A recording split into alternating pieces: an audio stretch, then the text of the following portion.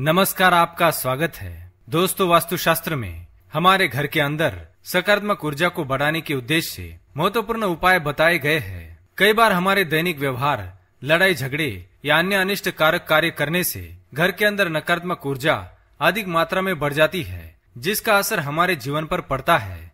कई बार इससे वास्तु दोष उत्पन्न होते हैं और इन्हीं वास्तु दोषों के कारण घर की आर्थिक स्थिति भी खराब होने लगती है।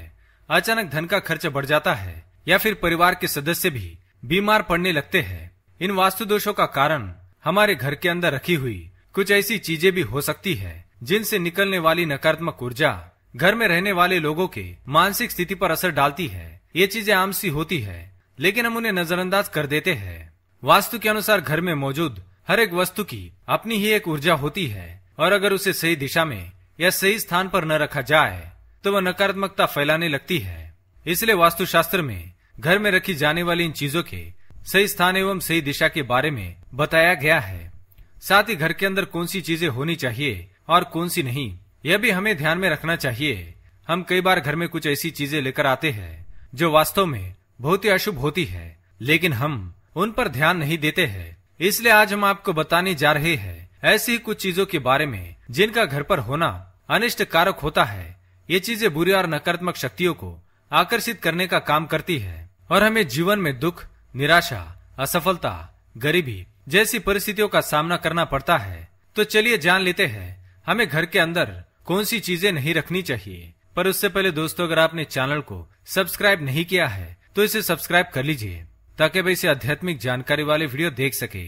सबसे पहली चीज, कांटेदार पौधे। वास्तु के अनुसार घर के अंदर कांटेदार पौधे नहीं रखने चाहिए। भले ही आप सजावट के लिए इन पौधों को अपने घर में लगाते हैं, लेकिन इन पौधों के कारण घर के सदस्य के जीवन में दुर्भाग्य बना रहता है। इसके अलावा जिन पौधों के पत्तों से दूध निकलता है उन्हें भी घर में रखना अनुचित माना गया है। इसके पीछे यह भी कारण है कि घर के छोटे बच्चे इन पौधों को गलती से चख सकते हैं और कोई दुर्घटना भी हो सकती है।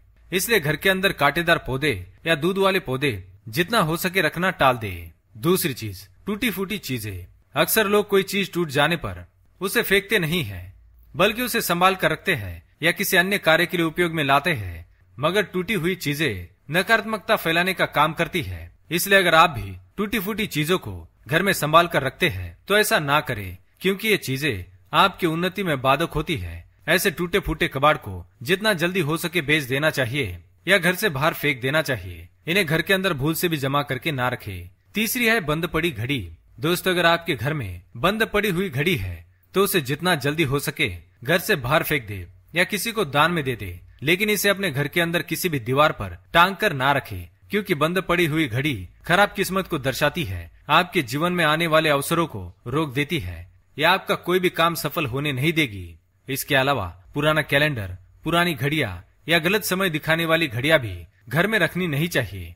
साथ ही ये भी ध्यान में रहे कि आपके घर के अंदर घड़ी हमेशा उत्तर या पूर्व दिशा की दीवार पर होनी चाहिए और घड़ी का समय हमेशा 2-3 मिनट ही आगे रखना चाहिए। इससे आपको आपके कार्यों में जल्दी ही सफलता मिलती है। चौथी बात, फटे पुराने कपड़े। वास्तु के अनुसार घर में फटे पुराने कपड़े रखने से भी नकारात्मक ऊर्जा का वास होता है। इतना ही नहीं, घर में पुराने कपड़े रखने के कारण मन में बुरे विचार भी आते हैं। साथ ही उस व्यक्ति को आर्थिक संकट का भी सामना करना पड़ सकता है। इसलिए घर में फटे पुराने कपड़ों को रखना नहीं चाहिए, बल्कि इसे किसी जरूरतमंद को दान में दे देना चाहिए। पांचवी बात है मकड़ी के जाले।